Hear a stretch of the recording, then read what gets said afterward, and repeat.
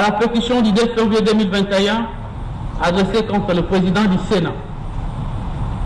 Honorable président du bureau d'âge, veuillez trouver en annexe les réponses distinguées aux collègues sénateurs à la suite de la pétition qui m'a été adressée. Je vous prie, conformément au règlement intérieur du Sénat, de bien vouloir autoriser la lecture, celle que je vais faire tout de suite.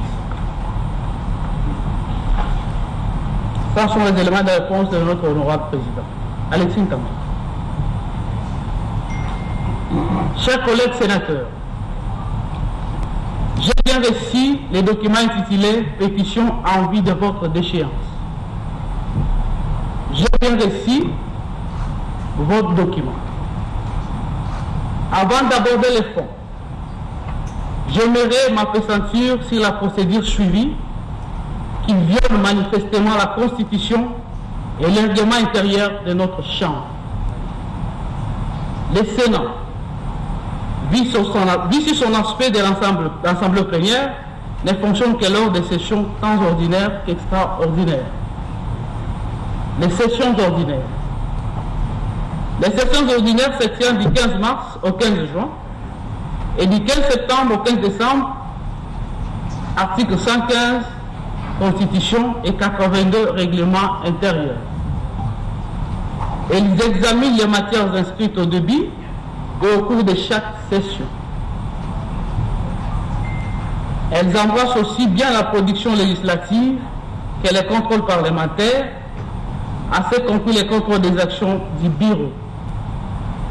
Les matières restées en suspens sont reportées à la session qui suit, dont elles constituent les arriérés. Les sessions extraordinaires sont de deux sortes. Il y a d'abord la session extraordinaire inaugurale, prévue aux articles 114 de la Constitution et 81 du règlement intérieur. La séance d'ouverture est présidée par le secrétaire général de l'administration. Elle a pour objet l'installation du bureau provisoire, présidé par les doyens d'âge, la validation des pouvoirs des élus, l'élection et l'installation du bureau définitif, l'élaboration et l'adoption du règlement intérieur. La session prend fin à l'épuisement de l'ordre du jour. Il y a ensuite la session extraordinaire, convoquée sur un ordre du jour déterminé, prévu par les articles 116 de la Constitution et 83 du règlement intérieur. Elle examine les matières pour lesquelles la session a été convoquée.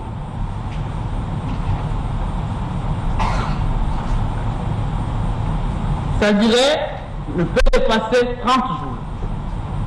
Et les matières restées en suspens sont examinées en session ordinaire qui suit. Article 83, règlement intérieur. Calendrier de session.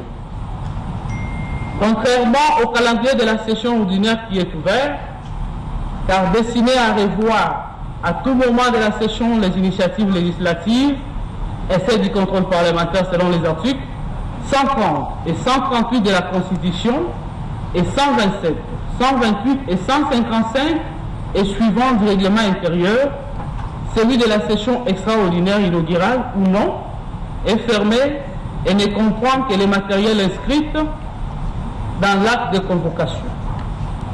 Tout ajout est une entorse à la Constitution et au règlement intérieur, car attentatoire à l'inhabilité consacrée par la Constitution et le règlement intérieur.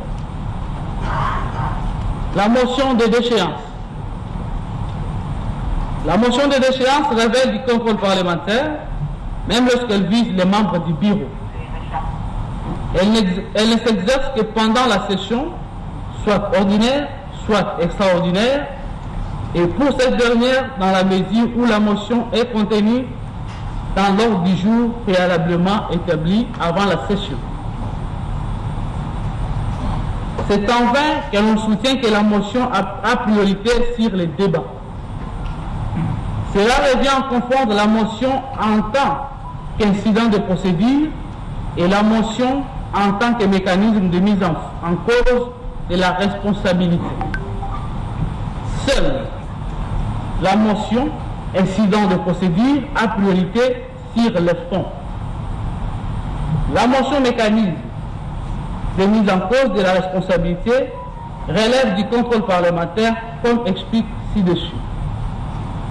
Son exercice en dehors des cadres par une plénière présidée par le secrétaire général de l'administration ainsi que celle du règlement intérieur.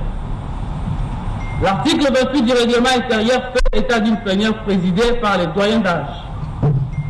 Cette plénière se tient pendant la session et non pendant les vacances parlementaires.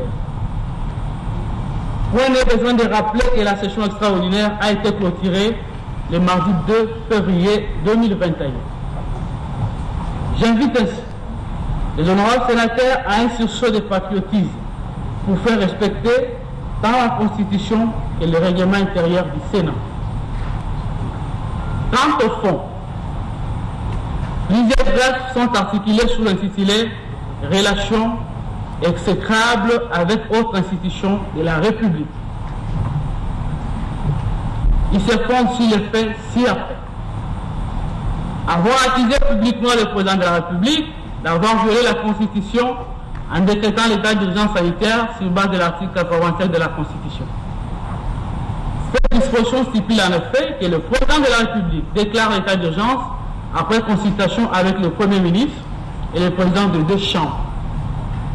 De son côté, l'article 119 de la loi fondamentale dispose que la proclamation de l'état d'urgence est autorisée par le Congrès. Les deux articles ne semblent pas avoir une compréhension sans équivoque.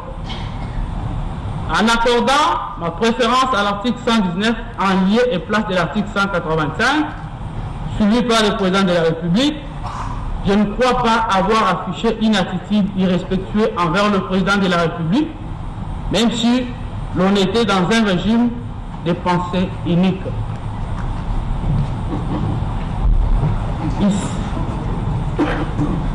Il s'agit d'une divergence scientifique découlant de l'interprétation des textes.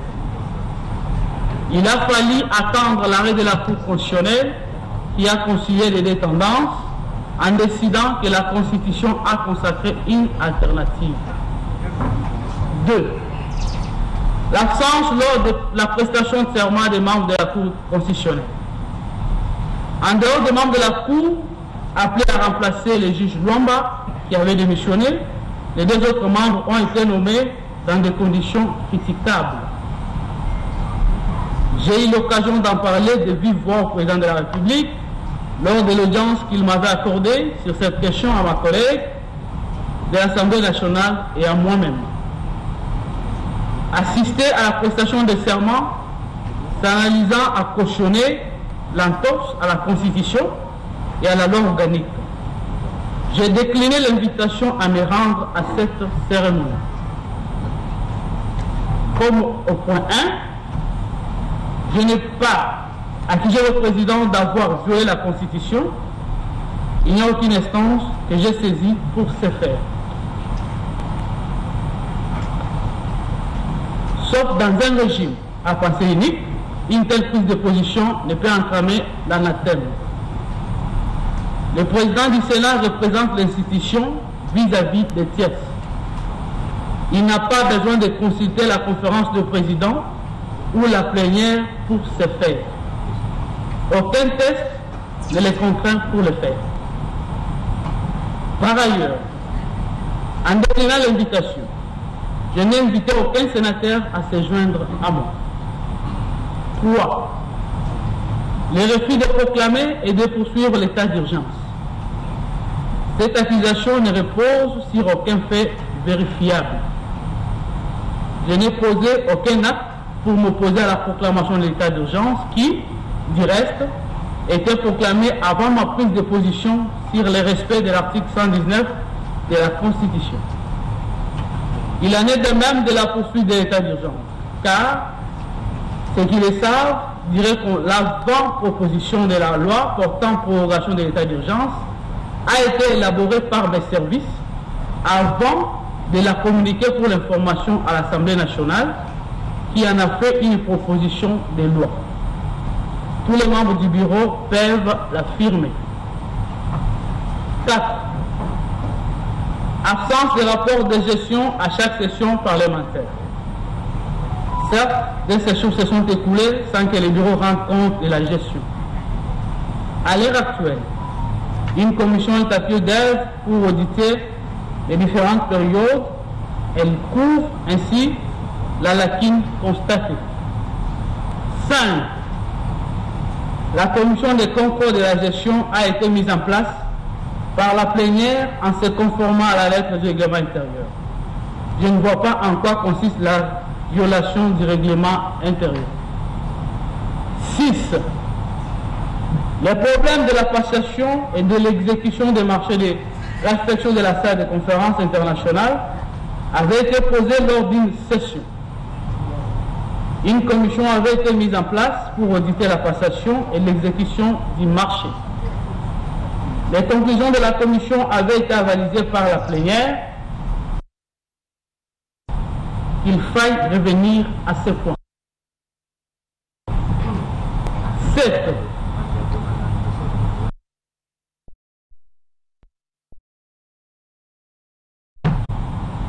Conformément à l'article 284 alinéa 3 de notre règlement intérieur, la proposition doit venir du secrétaire général du Sénat.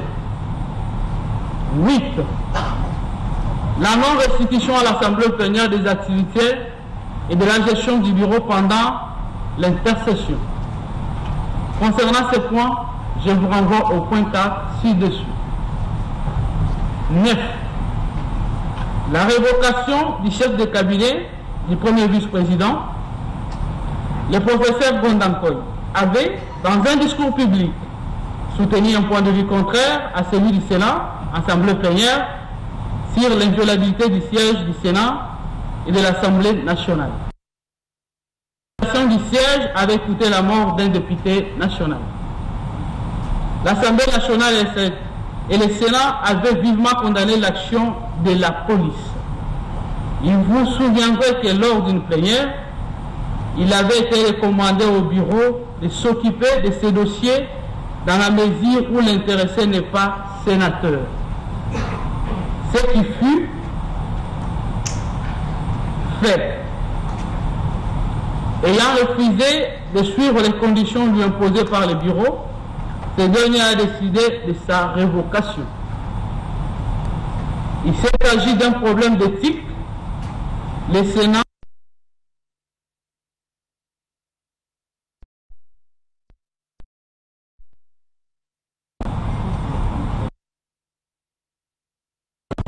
au regard de ce qui vient d'être développé, la conclusion à titre principal est l'irrégularité de la procédure initiée en violation de la Constitution et du règlement intérieur du Sénat. Quant au fond, je ne vois aucun grief qui peut être retenu à ma charge.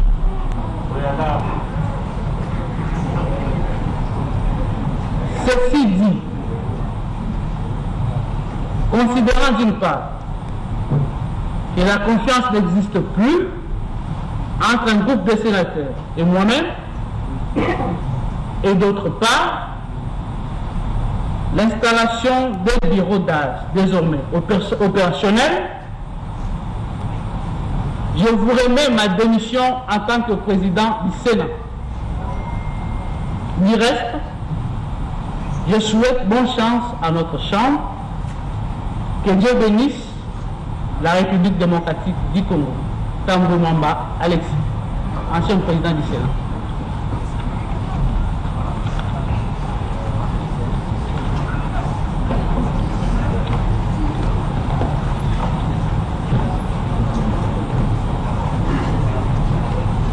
Honorables sénateurs et estimés collègues, vous venez de suivre la lecture de correspondance relative aux démissions des membres du Sénat.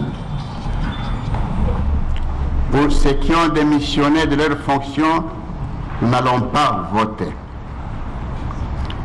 L'Assemblée plénière doit prendre acte de leur démission. Y a-t-il des objections contre cette soutenance?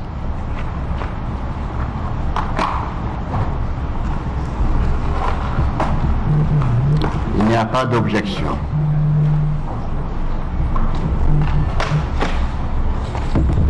Nous sommes tous d'accord.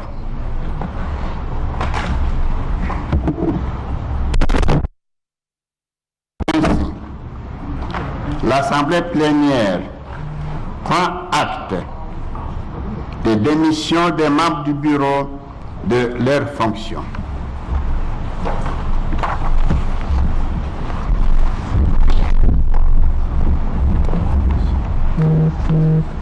Honorables sénateurs et chers collègues, il reste le cas du premier vice-président. J'invite l'initiateur de la pétition lui adressée à venir devant le podium pour présenter sa pétition. Motion.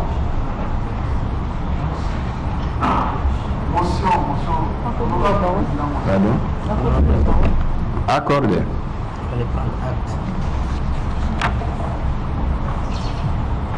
Honorable président du bureau d'âge, honorable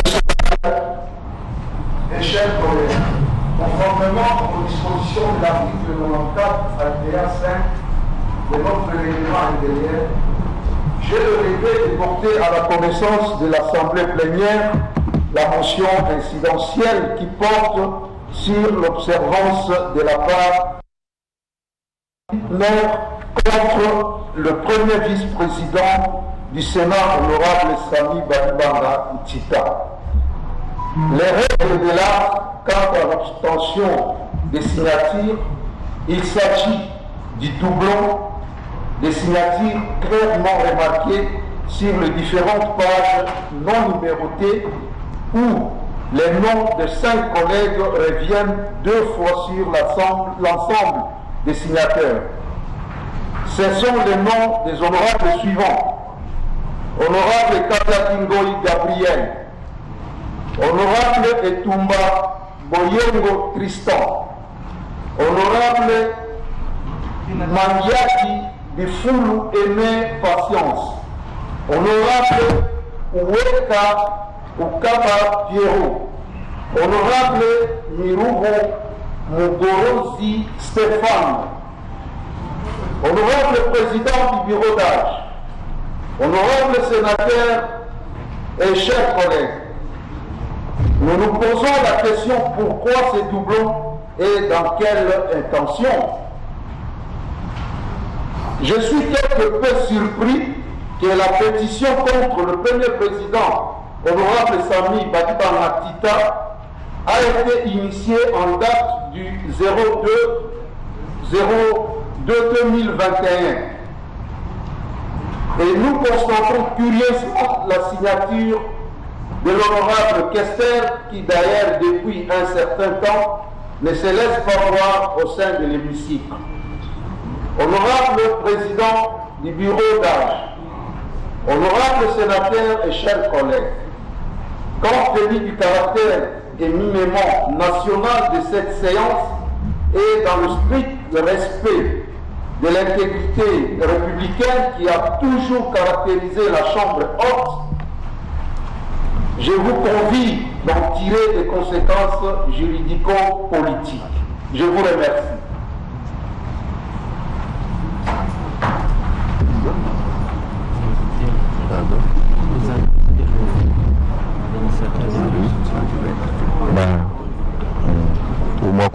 Nous prenons acte de la position de notre collègue. Il est d'avis que nous devons d'abord écouter le point de vue de l'initiateur de la compétition, qu'il se présente. Merci, honorable président.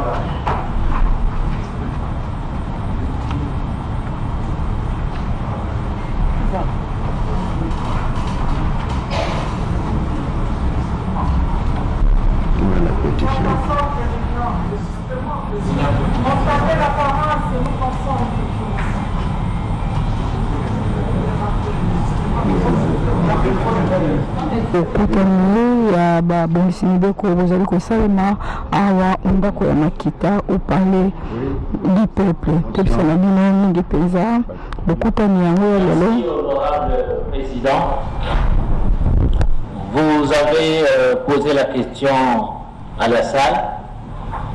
Les pétitionnaires n'ont pas d'intérêt. Comme ils n'ont pas présenté leur pétition, nous considérons que la pétition n'existe pas et nous pouvons continuer, M. le Président.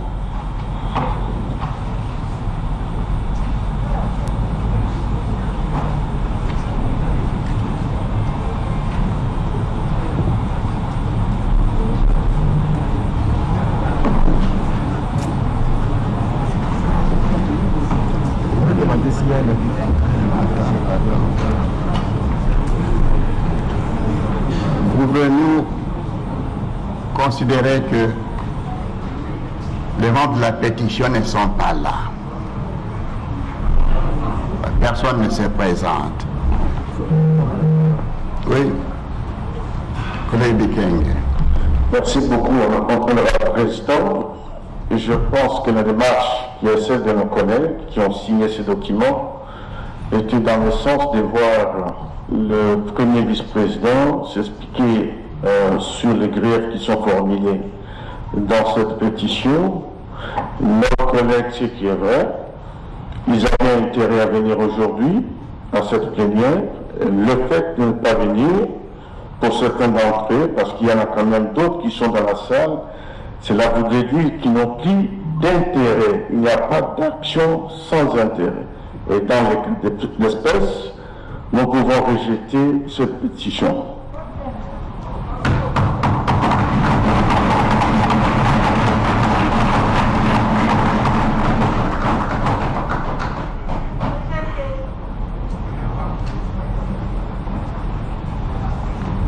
Je prends acte de cette position, puis savoir s'il y en a qui ont une position contraire.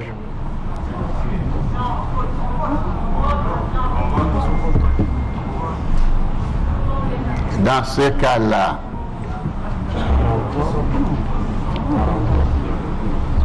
nous pouvons soit renvoyer l'affaire, soit voter maintenant quelle position l'Assemblée veut adopter. Renvoyer l'affaire pour une autre date, excusez, ou bien qui sont pour le rejet.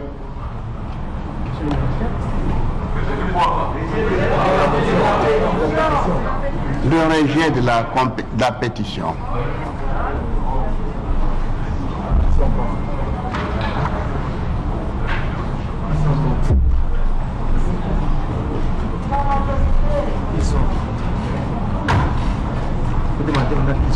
Oui, je vais demander.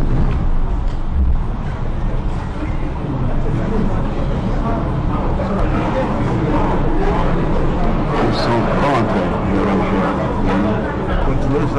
D'accord. Qui sont contre le rejet?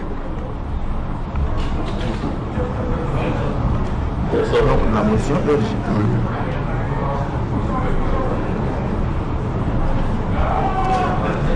Nous pouvons conclure que la motion est rejetée.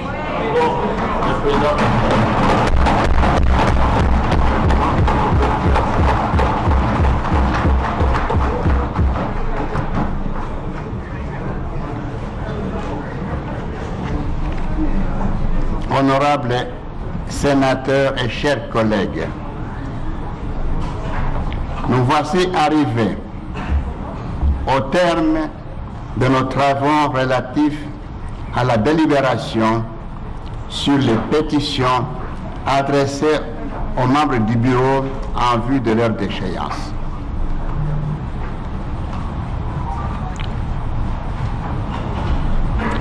Nous avons un rescapé en la personne du premier vice-président à qui nous présentons nos félicitations.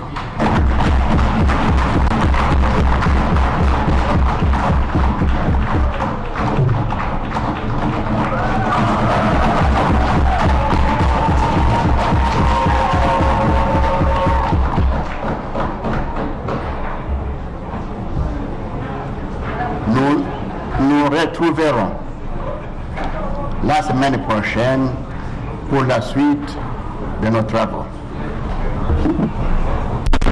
La séance est suspendue.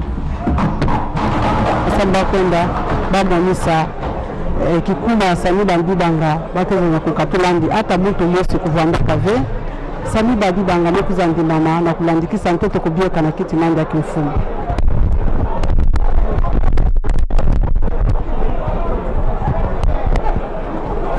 Spectateurs de la radio-télévision nationale congolaise, vous venez donc de suivre en direct la plénière qui a été très courte parce que tous les membres du bureau du Sénat, en tout cas pour la plupart tous, excepté le premier vice-président Sami Badibanga Ntita, lui, il sauve sa peau parce que les pétitionnaires qui avaient déposé la motion contre lui ont jugé bon de s'absenter et la plénière a voté en rejetant cette pétition. Il est donc le seul membre du bureau qui reste à son poste de premier vice-président du Sénat. Les 6 autres membres du bureau, vous avez suivi la lecture des correspondances qu'ils ont adressées au bureau d'âge, exprimant ainsi leur démission des postes respectifs qu'ils occupaient. La séance étant donc consacrée à l'examen des pétitions contre ces membres du bureau,